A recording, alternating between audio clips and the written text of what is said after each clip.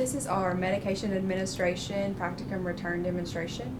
We'll be covering PO, IM, and sub-Q medication administration. Ms. Pearson has already selected the correct medications that she will need. She's compared her MAR at the medicine cart and selected the appropriate medications for this patient. She'll know the classification of the drug, be able to provide the action and onset of the drug, know any nursing implications, and know the side effects of the drugs. She will also double check for allergies by asking the patient if they have any allergies, even if the MAR says that they do not have any allergies.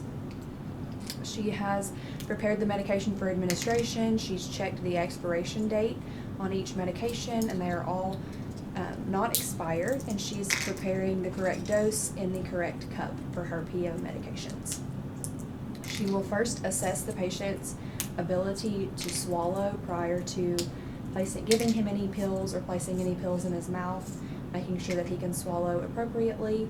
She will be able to state her 5 medication rights, which is the right patient, medication, dose, route, and time, and she'll be able to educate the patient on the medications that he's getting.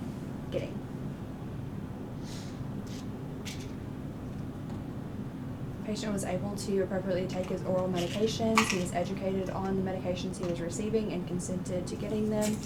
And Mrs. Pearson correctly administered the oral medications and checked the MAR at the bedside prior to administering. She did utilize 2 patient identifiers, looking at the patient's armband and then asking the name and date of birth. And again, she stated those 5 patient rights. Now she will begin preparing her injection medications that are also ordered for this patient at this time. So the patient has 2 injection medications. He has some insulin that will be due subcutaneously, and then he's also going to get a flu shot intramuscularly. And so she, again with her injection meds, is going to have all of that med knowledge. She's going to be able to correctly select the medication, know the classification of the drug, provide action and onset, know any nursing implications, and the side effects of the drug. She's also going to check for allergies that this patient may or may not have as well. Of course, with insulin, she would get a blood sugar reading prior to administering insulin, making sure that she is administering the correct dose. She's going to compare the MAR at the bedside to the medications that she's administering, check the expiration date of the medications. She's going to inject air into the vial first and then withdraw the correct amount of medication that she needs. She would then label the medication appropriately and discard supplies in the appropriate containers.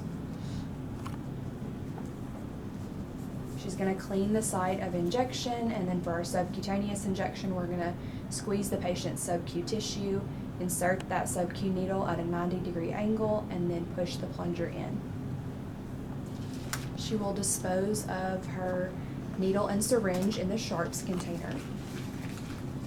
And then she is going to go ahead and do her intramuscular injection. For her subcutaneous site, she chose the abdominal region, but of course we could also do it in the posterior arm of the patient if needed. For her intramuscular injection, she's chosen the deltoid location, so she is going to first find the patient's acromion process and then go 2 to 3 finger widths below that for her injection site.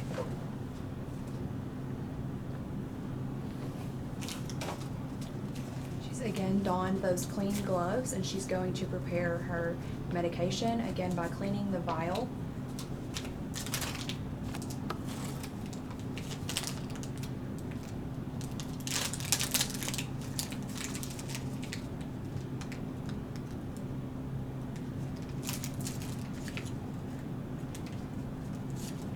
She's going to be sure to draw up her medication with a blunt needle and not the needle that she's going to be using to inject the patient.